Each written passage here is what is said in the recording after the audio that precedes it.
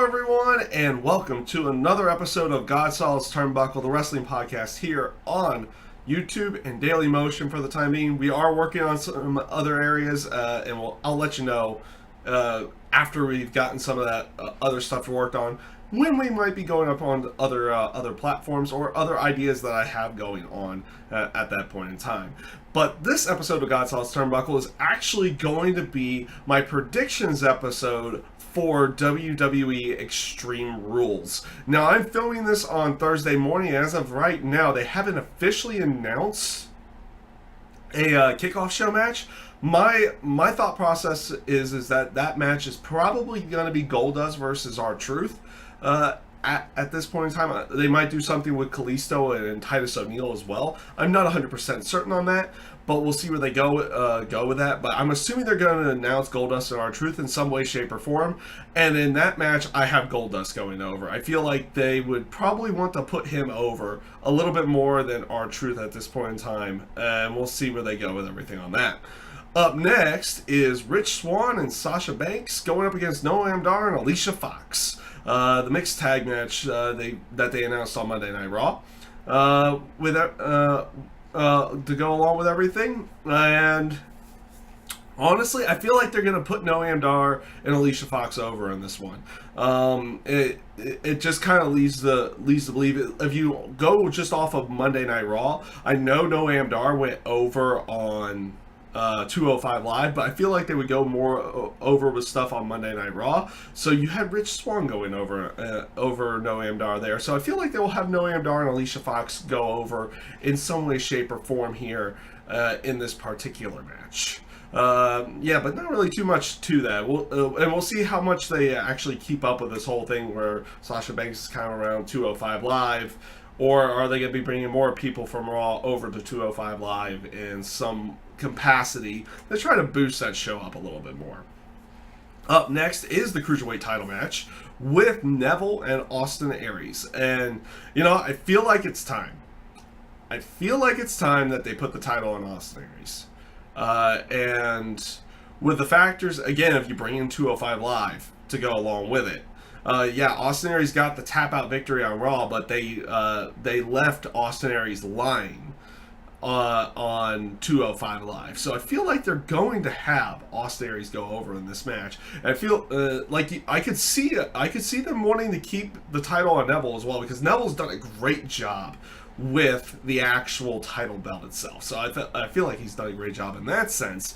But I feel like it's time that they've kind of put it on Austin Aries. So I'm going with Austin Aries on this particular match. So this brings us to the steel cage match for the tag team titles, with the Hardys going up against Cesaro and Sheamus. And you know what? I kind of got the Hardys in this one. They have not booked them to lose yet, and I don't feel like it's time for them to drop those tag team titles. I do feel like they'll probably drop them to Cesaro and Sheamus at some point in time, because by far the heel out of the heel tag teams, they are the ones. Then again, they were probably one of the better tag teams to begin with for the longest time, and now they're full heel. And you feel like that's probably going to be the way to go, but I don't think that they're going to pull the trigger on that quite yet. They've been booking the Hardys really strong, and I don't feel like it's time for them to necessarily lose yet. So I'm going to be going with the Hardys in this particular match, and there's probably a good chance we're going to see a swanton off the top of the cage as well, in some way, shape, or form. It always seems to happen that Jeff Hardy's got to go off something huge during one of these matches. It's almost a given now. That's the way it ends out going. So we'll see if that actually ends out happening in the match as well. But I've got the Hardys going into this one. Up next is the kendo stick on a pole match with Bayley and Alexa Bliss. Oh boy. After that segment on Raw, that horrendous segment on Raw, and you can't really at that point in time, like, the more I look at that segment, you can't even really blame Alexa Bliss or Bayley for that segment. It was just creative in general on that one, and I don't think they're gonna take the title off Alexa Bliss yet. Here's the reason why I don't think they're gonna do it. During this entire story, Bayley's basically been the one that's been getting hit with the kendo stick each time.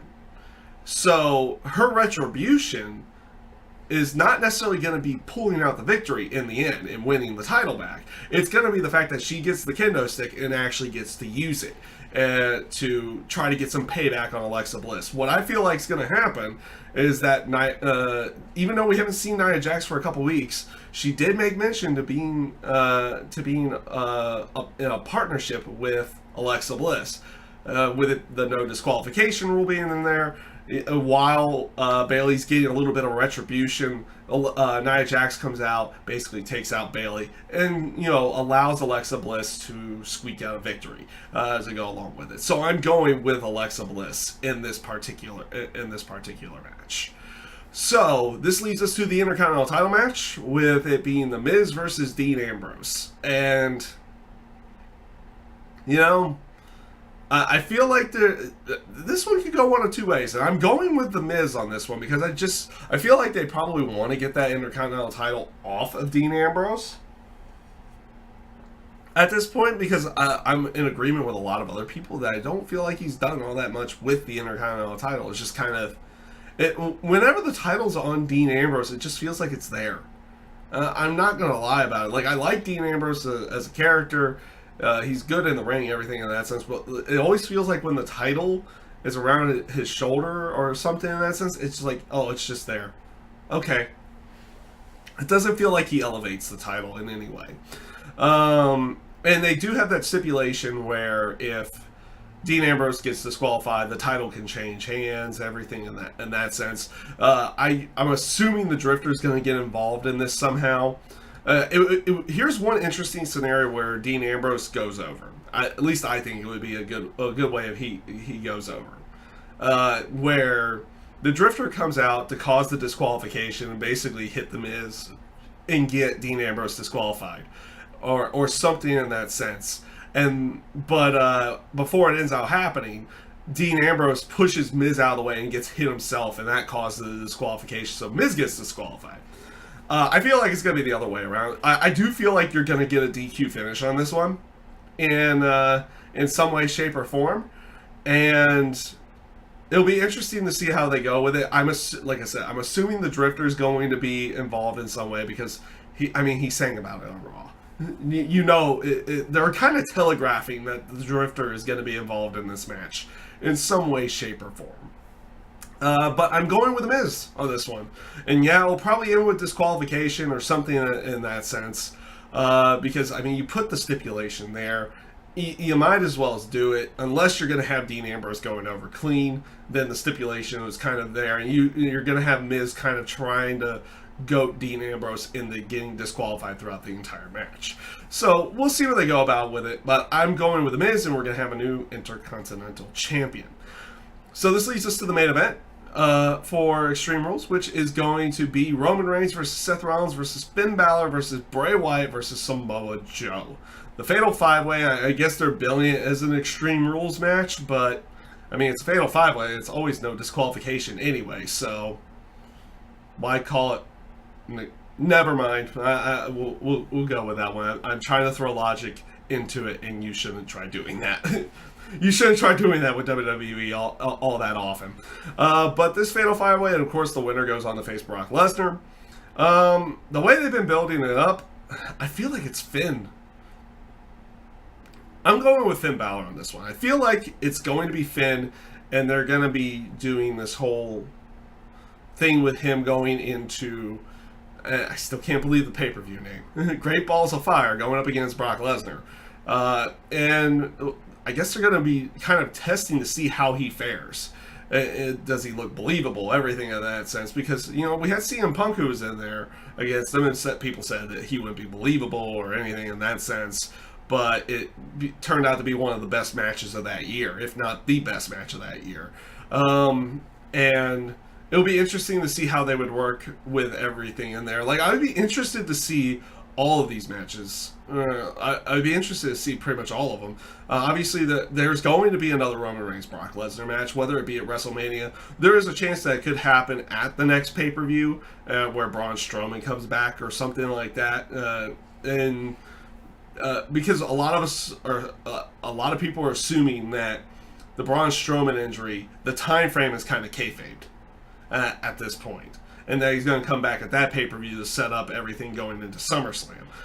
Bray Wyatt, they announced him in a dark match main event with Brock Lesnar, so I don't think he would go over here. He might be the person who's eating the pinfall in this match too.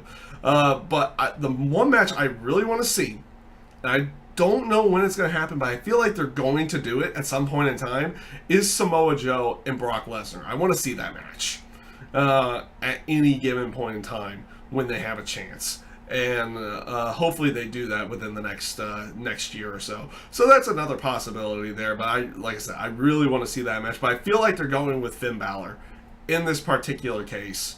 And they're kind of doing it as almost maybe a test. I don't know. To see how he truly fares with a bigger guy there, and we'll see how everything ends out going out in the end. So that is pretty much it for the predictions for WWE Extreme Rules. I hope you guys enjoyed everything here. I hope you guys enjoy the pay-per-view Sunday. Hopefully, it's far better than Monday Night Raw ever was, especially this past week. And we'll see where everything goes. I hope you guys have I hope you guys enjoyed everything, and have a great rest of your day.